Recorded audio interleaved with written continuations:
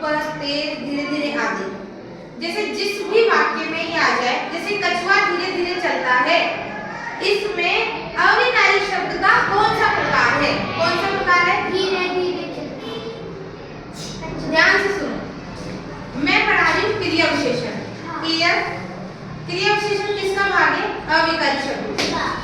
अविकारी शब्द के कितने भाग हैं? चार में पहला कौन सा है? क्रिया विशेषण। पहला कौन सा है? क्रिया विशेषण। अब किसी भी वाक्य में कोई वाक्य लिखा, अब हमें कैसे पता चलेगा कि इसमें कौन सा अविकारी शब्द का कौन सा भाग है? क्रिया विशेषण है, समुच्चय बोधक है, संबंध बोधक है।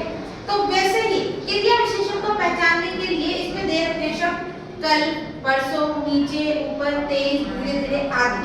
ठीक है? तो जैसे कि मैंने कहा कछुआ धीरे धीरे चलता है, तो इसमें क्रिया विशेषण का अविकारी शब्द का कौन सा भाग है?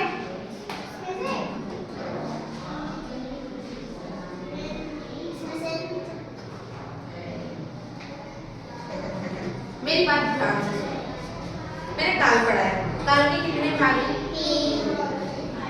मैंने एक वाक्य दिया तुम्हें, मैं कल गांव जाऊंगी, उसमें कौन सा काल होगा?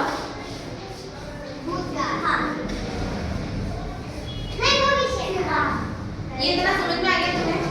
कैसे समझ में आया? क्योंकि मैंने तुम्हें काल पढ़ा है, तो तुम्हें उदाहरण से ये समझ में आ गया कि हाँ इसमें भूतकाल है या भविष्य काल है या वर्तमान काल है। क्लियर है ना? ऐसा है ना? वैसे अगर मैं तुम्हें कोई उदाहरण दूं और मैं उसमें पूछूं कि इसमें अविकारी शब्द का कौन सा भाग है? अविकारी शब्द के चार भाग हैं। चार भाग हैं अविकारी शब्द के, है ना? वैसे अविकारी शब्द के चार भाग हैं, तो पहला क्रिया विशेषण पढ़ रहे हैं। ठीक है? तो क्रिया विशेषण में जो है, जैसे इधर है, कहां जाना है? पढ़ाई तो समझ में, मैं ना अभी ये इतना तो समझा रही, दोबारा समझाऊंगी नहीं। वैसे ही क्रिया विशेषण जो है उसके पहचानने वाले शब्द हैं कल, परसों, नीचे, ऊपर, तेज, धीरे धीरे आदि। ठीक है? जिस भी लाइन में ये वाले शब्द आ जाते हैं, उस लाइन में सीधा सीधा अविकारी शब्द का कौन सा भाग होगा? क्रिया विशेषण। कौन सा भाग होगा? क्रिया विशेषण। आप ध्यान से सुनो, कछुआ धीरे धीरे चलता है, इसमें अविकारी शब्द का कौन सा भाग है? जोर से बोलो ना। क्रिया विशेषण ही पढ़ रहे हैं ना अपन, तो ऑफ कोर्स क्रिया विशेषण होगा। इतनी छोटी सी बात तुम्हारे दिमाग में नहीं घुसती?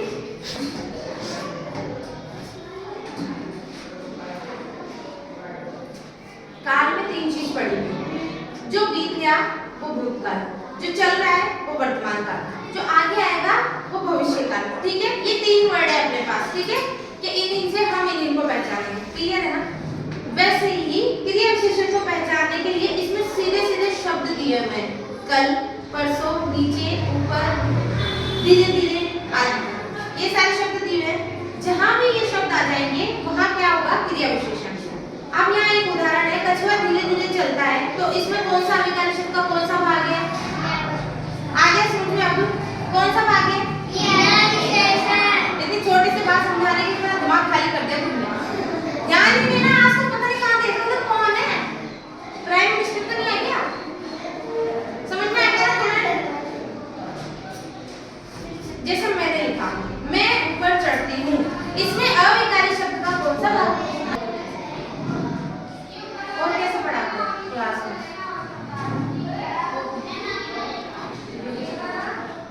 हाँ, तो जैसे कि नॉर्मली इसके पहचानने के लिए शब्द दे रखे हैं। नहीं, अभी मैं फंसी पे गया ना क्रिया विशेषण के। क्रिया विशेषण के लिए ये 4-5 शब्द दिए हुए हैं, जहां भी आ जाएंगे वहां ऑटोमेटिकली क्रिया विशेषण होगा। जैसे तुमसे एग्जाम में अगर मान लो पूछ ले, कछुआ धीरे धीरे चलता है, इसमें अविकारी शब्द का कौन सा भाग है? क्रिया विशेषण। समझ गए? समझ में आ गई? किसी बात आज के इतना बहुत है, इतना पढ़ लोगे तो बहुत है।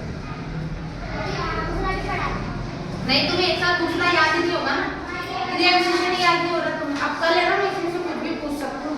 आज मैंने तुम्हें पूरा चैप्टर रिवाइज कराया है दोबारा से। वो काल मैंने साथ के साथ इसके साथ काल भी तुम्हारे कंप्लीट हो रहे, काल के बाद ये अविकारी शब्द वगैरह और भी हो रहे हैं।